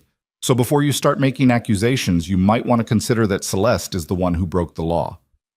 She was protecting herself. She was covering her own ass after she got caught fucking a man who was using her to build a case against my family. Lucian stepped forward. Don't pretend this is about justice, Arthur. This is about your daughter being too stupid to realize she was being played. Beaumont's face flushed red. How dare you? How dare I what? Lucian's voice was ice. Tell you the truth? Your precious daughter spent months sleeping with a federal informant. She gave him access to information. She probably told him things about your business dealings too, Arthur. Things the FBI would be very interested to know. The color drained from Beaumont's face. Oh, Lucian said softly. You didn't think about that, did you? You were so focused on protecting Celeste's reputation that you forgot to ask what she might have said to Ethan Cole during all those late-night conversations. She wouldn't. She would. Lucian pulled out his phone and pulled up a series of text messages. These are from Cole's phone. Our people recovered them before the FBI could. Want to see what your daughter was texting him about your offshore accounts? Beaumont's jaw clenched. You're bluffing. Read them yourself. Lucien held out the phone. Beaumont stared at the screen. His face went from red to white in seconds. She didn't know what she was saying, he whispered. Doesn't matter. Lucien pocketed the phone. What matters is that she said it. And now the FBI has enough to start asking questions about your finances, too. Beaumont sank into one of the leather chairs in the foyer like his legs couldn't hold him anymore. This is a disaster. It doesn't have to be. Lucian's voice was calmer now, controlled. We can fix this. Both of us. But it requires cooperation. Beaumont looked up. What kind of cooperation? The kind where your daughter stops talking to the press, stops posting on social media and disappears for a while. Maybe a European vacation, maybe rehab. I don't care, as long as she's out of the spotlight. And in exchange? In exchange, I make sure these text messages never see the light of day. I make sure the FBI's investigation into Ethan Cole stays focused on him and doesn't expand to include your daughter's involvement. Lucian paused. And I forget that you called me arrogant in my own home. Beaumont's hands were shaking. How do I know you won't use this against me later? You don't. Lucien's voice was brutal in its honesty. But you don't have any other choice. Because if you don't agree, I release everything. The text messages, the offshore accounts, every dirty secret Celeste accidentally spilled to a federal informant, and then we both go down. The only question is who burns faster. The silence stretched between them like a physical thing. Finally, Beaumont said very quietly, What do you want me to do? Call your daughter. Tell her to delete every social media post from the past 24 hours. Tell her to refuse any media requests. Tell her to get on a plane to Europe tonight and stay there until I say otherwise. She won't listen to me. Make her listen. Lucian's voice was absolute. Because if she doesn't, I'll make sure she spends the next decade in federal prison for obstruction of justice, theft, and conspiracy, and you'll be right there with her. Beaumont pulled out his phone with trembling hands. He dialed, waited. Celeste, he said when she answered. His voice was strained. We need to talk. Now. Kaylin couldn't hear the other end of the conversation, but she watched Beaumont's face cycle through anger, fear, and resignation. I don't care what you think you're doing, he said finally. You're going to delete every post. You're going to stop talking to reporters. And you're going to get on a plane to Paris tonight. Celeste's voice rose, audible even through the phone. Because if you don't, Beaumont interrupted, you're going to prison. And so am I. Is that clear enough for you? More shouting. Then Beaumont hung up and looked at Lucien. It's done. Good. Lucien's expression didn't change. Now get out of my house. Beaumont stood slowly, like he'd aged 10 years in the past 20 minutes. He walked to the door, then stopped and turned back. This isn't over, Moretti, he said quietly. Yes, Lucien replied. It is. Beaumont left without another word. The moment the door closed, Kaylin's legs nearly gave out again. Lucien caught her, his arm wrapping around her waist. Breathe, he said quietly. I can't. Her voice was shaking. I can't believe that just happened. Believe it. He guided her to the sitting room and lowered her onto the couch. Arthur Beaumont just became an ally. Not because he wants to be, but because he doesn't have a choice. Marco appeared in his doorway. The daughter's social media is already going dark. Posts are being deleted as we speak. What about the FBI? Kaylin asked. They're still investigating, Marco said. But without Celeste's testimony and with her credibility destroyed, their case just got a lot weaker. What about Ethan? Kaylin's voice was hollow. He's still cooperating with them. Not for long. Lucien pulled out his phone and made a call. It's me. Move the package tonight. I want him on a boat by midnight. A pause. I don't care if it's rough. Make it as rough as you need to. Just make sure he disappears. He hung up and looked at Kaylin. Ethan Cole will be on a commercial fishing vessel bound for the Bering Sea in 8 hours. By the time the FBI realizes he's gone, he'll be 3,000 miles from New York with no way to contact anyone. They'll come looking for him, Kaylin said. Let them look. Lucien sat beside her. The boat's registered in Panama. The crew doesn't speak English, and the captain owes me more favors than he can count. Ethan will spend the next 5 years working 18-hour days in freezing water, and when he's finally allowed to come back, he'll be so broken that no federal agent will ever want to put him on a witness stand. Kaylin should have felt satisfaction, should have felt vindicated. Instead, she just felt empty. What happens now? She asked quietly. Now we wait. Lucien's hand found hers. The FBI will keep investigating, but without witnesses and with their evidence compromised, they'll eventually close the case. Arthur Beaumont will keep his mouth shut because he knows I have enough dirt to destroy him. And Celeste will spend the next year in Europe trying to rebuild a reputation that doesn't exist anymore. And us? Lucien looked at her. Really looked at her. That's up to you. What do you mean? I mean you have a choice. His thumb brushed against her knuckles. You can stay here. Rebuild your life with me. Accept that this is who you are and who you've always been. Or you can walk away. I'll protect you either way, but I need to know what you want. Kaylin stared at their joined hands, at the contrast between her pale skin and his darker olive tone, at the way his fingers curled around hers like he was afraid she'd disappear if he let go. I don't know what I want, she whispered. Then figure it out. His voice was gentle but firm. Because I can't keep living in this limbo. I can't keep waiting for you to decide if I'm worth the risk. Before Kaylin could respond, Marco's phone buzzed. He answered it, his expression shifting from neutral to alarmed in seconds. Boss, he said urgently, we've got a problem. Lucien stood immediately. What kind of problem? Federal agents just arrived at the front gate. They have a warrant. Kaylin's blood turned to ice. A warrant for what? Marco's face was grim. For both of you. The room exploded into motion. Lucien was already moving toward the hallway, barking orders into his phone. Marco was calling lawyers and security teams. Kaylin stood frozen in the middle of the sitting room, her heart hammering so hard she could barely breathe. This was it. The moment everything collapsed. Lucien appeared beside her, his hands framing her face. Listen to me very carefully. You're going to go upstairs, you're going to pack a bag with essentials, and you're going to wait in the bedroom until I come get you. What are you going to do? I'm going to talk to the federal agents. I'm going to stall them while our lawyers get here. And then I'm going to make sure this warrant disappears. His eyes bored into hers. But I need you safe. Understand? Lucien, do you understand?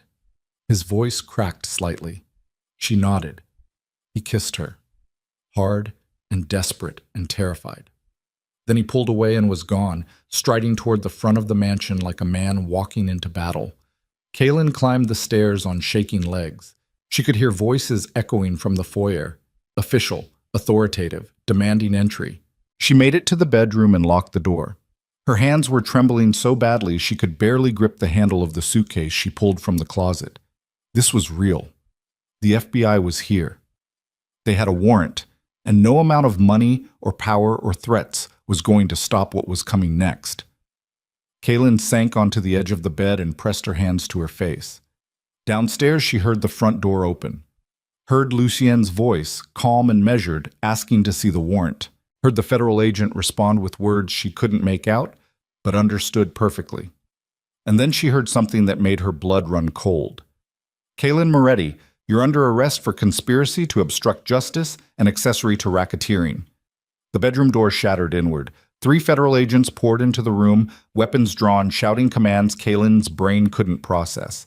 She raised her hands. She didn't fight. She didn't scream. She just watched as they pulled her to her feet, turned her around, and locked cold metal handcuffs around her wrists.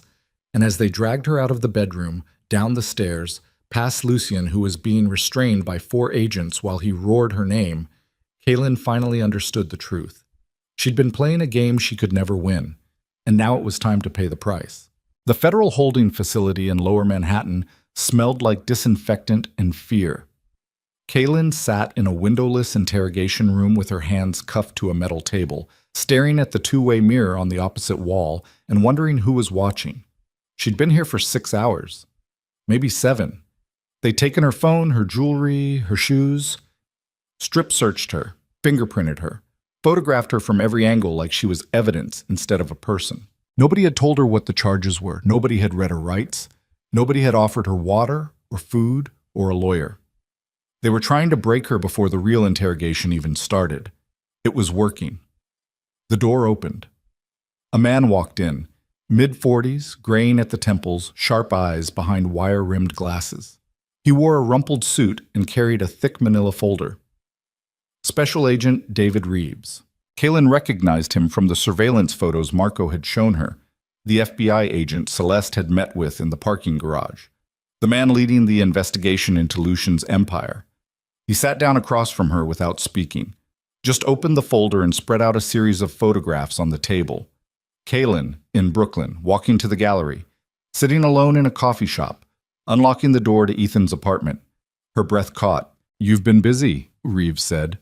His voice was calm, almost conversational. 18 months living under a fake name, working a dead-end job, playing house with a man who had no idea who you really were. He tapped one of the photos. Or did he? Kaylin said nothing. See, that's the question we keep coming back to. Reeves leaned forward. Did Ethan Cole know you were Kaylin Moretti when he started dating you? Or did he find out later and decide to use that information? I want a lawyer, Kaylin said quietly. You'll get one, eventually. Reeves pulled out another photo. This one showed Lucien's Maybach pulling up outside Ethan's building. But first, I want you to understand something. We've been investigating your husband for 3 years. 3 years of surveillance and wiretaps and financial audits. And we've gotten close before. But every time we get close, evidence disappears. Witnesses change their stories. Judges throw out warrants. He slid the photo closer to her. Until Ethan Cole. Reeves's voice was harder now. A low-level finance executive who happened to be sleeping with the wife of New York's most powerful crime boss. That's the kind of coincidence that gets federal investigators very interested. Kaylin's hands were shaking beneath the table. I didn't know he was working with you. But you suspected something was wrong. No.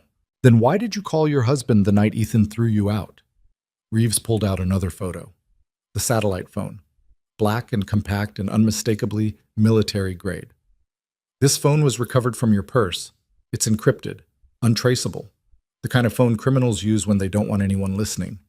I want a lawyer, Kaylin repeated. You called Lucien Moretti, Reeves continued like she hadn't spoken. And 9 minutes later, his entire organization descended on Bedford Avenue like an invading army. Armed men, armored vehicles. They shut down an entire city block. He leaned back in his chair. That's not how innocent people respond to a breakup, Mrs. Moretti. That's how organized crime responds to a threat. Kaylin stared at the table. Her throat was so tight she could barely breathe. Here's what I think happened, Reeves said quietly. I think Ethan Cole found out who you were. I think he told us. And I think we told him to stay close and gather evidence. But somewhere along the way, Ethan got greedy. He thought he could play both sides, keep you as his girlfriend while feeding us information, maybe even blackmail your husband.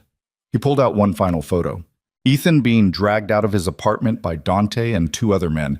His face was twisted in terror. His feet barely touched the ground. But he underestimated Lucien Moretti, Reeves finished. Just like you did. Kaylin's head snapped up. What? You thought you could run away. Thought you could build a normal life and pretend the past didn't exist. Reeves's eyes were cold.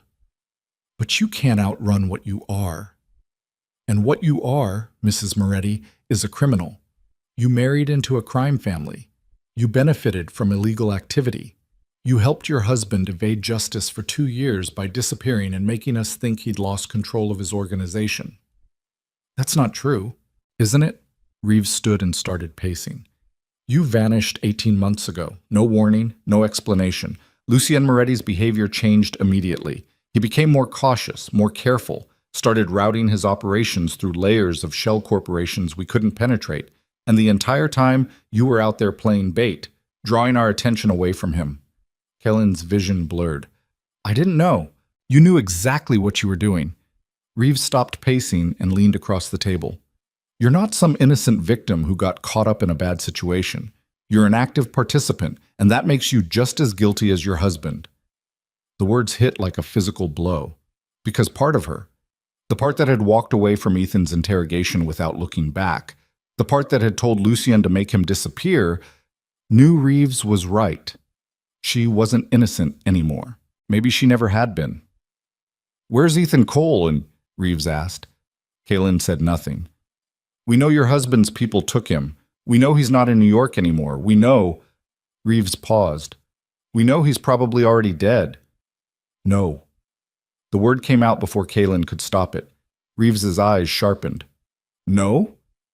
He's not dead. Kalen's voice was hollow. He's on a fishing boat, somewhere in Alaska.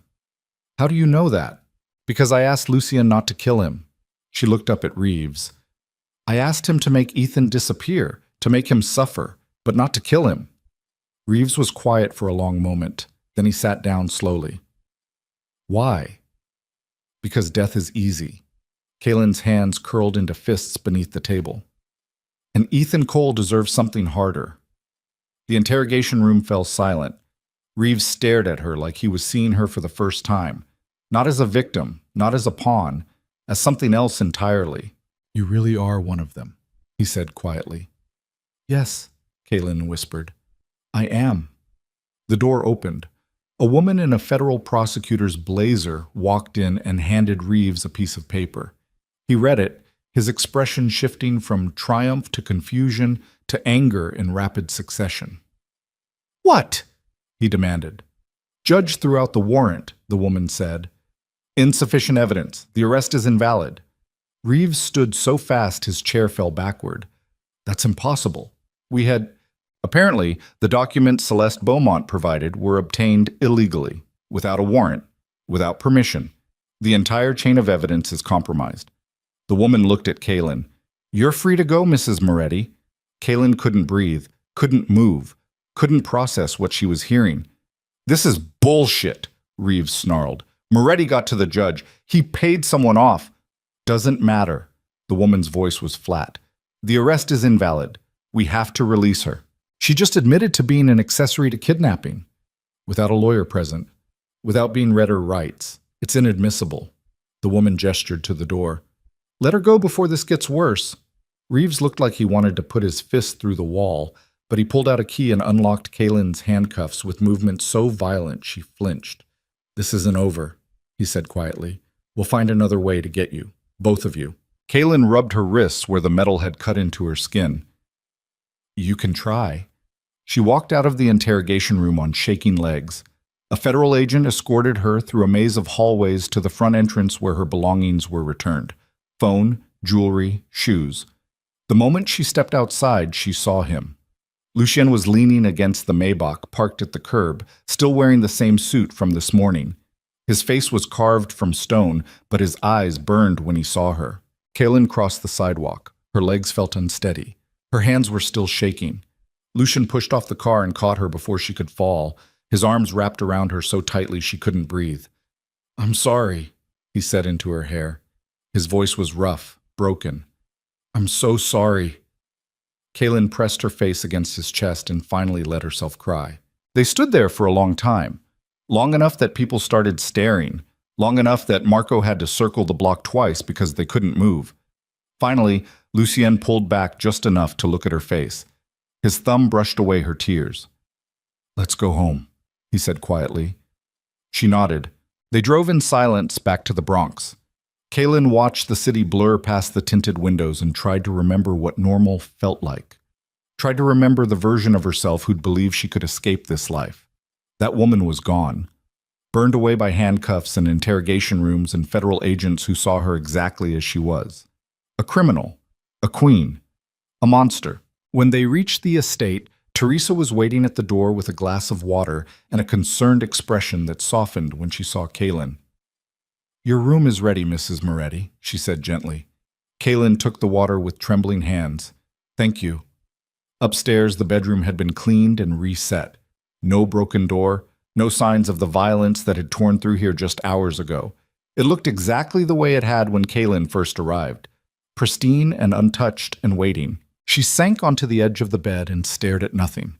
Lucien sat beside her, not touching, just present. "How did you do it?" Kaylin asked quietly. "How did you get the warrant thrown out?" "I didn't." His voice was tired. "Our lawyers did. They found a procedural error in how the FBI obtained evidence from Celeste Beaumont. Once that was invalidated, the entire case collapsed. So I'm free. For now." "And Ethan?" "On a boat, 300 miles off the coast of Alaska. He'll stay there for the next 5 years unless we decide otherwise." Kaylin closed her eyes. "And Celeste?" "On a plane to Paris. Her father made sure of it." Lucien was quiet for a moment. Arthur Beaumont also agreed to testify against the FBI if they try to pursue this case further. Turns out he's not happy about federal agents using his daughter as an informant without his knowledge. So it's over. The immediate threat is over. Lucian's hand found hers. "But this war isn't finished, Kaylin. Reeves will keep investigating. He'll find new evidence, new witnesses, and eventually he'll come for us again. Then what do? We get smarter, we cover our tracks better, we make sure nobody can ever use you against me again." His grip tightened. "And we decide what kind of life we want to live." Kaylin turned to look at him. "What does that mean?" "It means I need to know if you're staying." His voice was raw, vulnerable in a way she'd never heard before. "I need to know if you can handle this. If you can handle me, because I can't keep living in uncertainty. I can't keep waiting for you to run again." "I'm not running." "How do I know that?" "Because I'm still here." Kaylin's eyes met his. "After everything that happened today, the arrest, the interrogation, the federal agents telling me I'm a criminal, I'm still here. I'm still choosing you." Something cracked in Lucian's expression. He pulled her into his arms and held her like she was the only thing keeping him alive. "I love you," he whispered against her hair. "I've loved you since the day I met you. And I'll keep loving you even if it destroys me." Kaylin's throat tightened. "I love you too. Even though I'm a monster? Especially because you're a monster." She pulled back to look at him. "Because you're my monster, and I'm yours." Lucian kissed her, slow and desperate and tasting like salt from both their tears. When they finally pulled apart, the sun was setting outside. Golden light streamed through the windows, painting everything in shades of amber and crimson. "What happens now?" Kaylin asked. "Now we rebuild." Lucien stood and held out his hand. "We fix what's broken, we strengthen what's weak, and we make sure nobody can ever hurt us like this again." "How?" "Together." His eyes were steady, absolute. The way it was always supposed to be. Kaylin took his hand and let him pull her to her feet. It's 3 months later, winter settled over New York like a blanket of ice and silence. Kaylin stood at the window of Lucien's penthouse office overlooking Manhattan and watched snow fall across the city. Behind her, she could hear Marco and Dante discussing security protocols for the new year. Lucien was on the phone with their lawyers, finalizing the acquisition of a media company that would help control future narratives. Everything had changed. The FBI's investigation had stalled after Arthur Beaumont withdrew his cooperation, and Celeste's credibility imploded under the weight of Diana Rothstein's carefully orchestrated media campaign. Special Agent Reeves had been reassigned to a different case.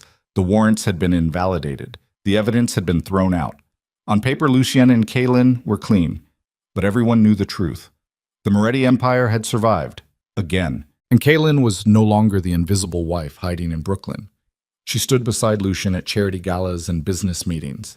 She signed documents and made decisions and terrified people with a single cold look. She'd become exactly what she'd tried to escape. A queen. "Hey!" Lucien's voice came from behind her. "You okay?" Kaylin turned. He was watching her with that concerned expression he wore whenever he thought she might be having second thoughts. "I'm fine," she said. "You sure? You've been staring out that window for 20 minutes. Just thinking." "About what?" She looked back at the snow-covered city. "About Ethan." Lucian was quiet for a moment, then he moved to stand beside her. "He's still alive, if that's what you're worried about. Our people check in every month. He's working, eating, surviving." "Is he suffering?" "Yes." "Good." The word came out flat, empty. Lucian studied her face. "You don't sound convinced." "I don't know what I sound like anymore." Kaylin wrapped her arms around herself. "Sometimes I look in the mirror and I don't recognize the person staring back." "That's normal." "Is it? Because I used to be someone who cared about things like justice and forgiveness, and now I'm someone who sends people to fishing boats in Alaska and feels nothing." "You feel something," Lucian said quietly. "You just don't want to admit what it is." "And what is it?" "Relief." His hand moved to her shoulder. "Relief that the person who hurt you is paying for it. Relief that you're finally strong enough to stop pretending you're weak." Kaylin closed her eyes. "I don't want to be this person." "Yes, you do." Lucian turned her to face him. "You just wish you didn't, but that's not the same thing." He was right. She hated that he was right. "What happened to Celeste?" Kaylin asked, changing the subject. "Still in Paris. Last I heard, she's enrolled in some art history program and trying to reinvent herself as a serious academic." Lucien's mouth curved slightly. Apparently, being exposed as a drug-using liar with credibility problems makes it hard to maintain a social media presence. "Do you think she'll ever come back?" "Maybe, but not for a long time. And by then, nobody will remember or care." He paused. Arthur Beaumont made sure of that. He spent the past 3 months systematically erasing every trace of Celeste's involvement in this mess. New narrative, new identity, new life. "Sounds familiar?" Kaylin murmured. "The difference is that Celeste's running from shame. You ran from fear, and now you're done running entirely." Kaylin looked up at him. "How do you know I won't run again?" "Because you're not afraid anymore." Lucien's hand cupped her face. "You're angry. You're powerful. You're everything you tried to pretend you weren't, and that's not something you run from. That's something you embrace." "Even if it makes me a monster?" "Especially if it makes you a monster." His thumb brushed against her cheekbone. "Because monsters survive, Kaylin. Weak people don't." She wanted to argue, wanted to tell him he was wrong, that she could still be good, still be normal. But the words wouldn't come, because deep down, underneath all the guilt and the fear and the self-loathing, there was a truth she couldn't deny. She liked who she'd become, liked the way people looked at her with fear and respect, liked the power that came from standing beside Lucien instead of hiding behind him, liked knowing that nobody would ever throw her into the street again. "I'm not a good person," she whispered. "No," Lucien agreed, "you're not. But you're mine, and that's all that matters." He kissed her, and Kaylin kissed him back with everything she had. 6 months after Ethan Cole disappeared into the frozen waters of Alaska, Kaylin stood in the same Brooklyn gallery where she'd once worked minimum wage and pretended to be nobody. The owner had retired, the building had been sold, and the new owner, a shell corporation controlled by the Moretti Empire, had hired Kaylin as the director. She walked through the empty space, her heels clicking against hardwood floors, and tried to remember what it felt like to be the woman who'd stood here selling overpriced paintings to tourists. That woman was gone. Burned away by federal interrogations and handcuffs and the slow, terrible realization that some people weren't meant to be saved. They were meant to rule. Kaylin stopped in front of the window overlooking Bedford Avenue. Snow was falling again. The street looked exactly the same as it had the night Ethan threw her out. Same broken awning, same crumbling buildings, same sense of barely controlled chaos. But everything was different now, because Kaylin wasn't the powerless woman standing in the rain anymore. She was the storm. Behind her, the gallery door opened. Footsteps crossed the floor. "You ready?" Lucien asked. Kaylin turned. He was wearing a dark overcoat and holding 2 cups of coffee from the shop across the street. The same shop where she used to buy cheap drip coffee because she couldn't afford anything else. "Yeah," she said. "I'm ready." They walked out together into the snow. The Maybach was parked at the curb with Marco behind the wheel. Kaylin slid into the back seat, and Lucien followed. "Where to, boss?" Marco asked. "Home," Lucien said. The car pulled away from Bedford Avenue, away from the apartment where Kaylin's old life had ended, away from the gallery where she'd pretended to be someone she wasn't, toward the estate in the Bronx, toward the marble halls and crystal chandeliers and armed guards who bowed their heads when she passed, toward the only life she'd ever really belonged to. Kaylin rested her head against Lucien's shoulder and closed her eyes. Outside, the city moved on. Millions of people living their ordinary lives, working their ordinary jobs, loving and fighting and surviving in the only ways they knew how. None of them knew that somewhere high above the skyline, in a penthouse that overlooked the entire city like a throne room, the true rulers of New York sat watching, king and queen, monster and monster, together. And somewhere in the freezing waters off the coast of Alaska, on a commercial fishing vessel registered in a country that didn't ask questions, Ethan Cole pulled nets filled with dying fish from the ocean and finally understood a lesson that came far too late. Some women don't need revenge. They are revenge. And mercy is just another word for weakness. Kaylin opened her eyes as the Maybach crossed into the Bronx. The setting sun painted the sky in shades of blood and gold. Lucien's hand found hers, warm and steady and permanent. "No regrets?" he asked quietly. She thought about Ethan screaming in the basement, about Celeste's social media empire crumbling, about federal agents who'd tried to break her and failed, about the woman she used to be and the woman she'd become. "No," Kaylin said. "No regrets." Because regret was for people who believed they'd made the wrong choice. And Kaylin Moretti had made the only choice that ever mattered. She'd chosen to survive. And in a world as brutal and unforgiving as theirs, survival wasn't about being good. It was about being stronger than everyone who wanted to destroy you. The Maybach passed through the iron gates of the estate. Guards nodded respectfully as they drove past. The mansion rose ahead of them, massive and imposing against the darkening sky. Kaylin squeezed Lucien's hand. He squeezed back. And as night fell over New York City, swallowing millions of ordinary lives in darkness, two monsters sat in the back of an armored car and smiled. Because they'd won. Not because they were righteous, not because they were innocent, but because they were willing to do what nobody else would. They were willing to become the thing everyone feared. And in the end, fear was the only currency that mattered. The car stopped beneath the covered portico. Marco opened the door. Lucien stepped out first and extended his hand. Kaylin took it. And together they walked into the mansion that had always been waiting for her, into the life she'd tried to escape and finally learned to embrace, into the future they would build together, brick by brutal brick, until nothing and nobody could ever tear it down. Home.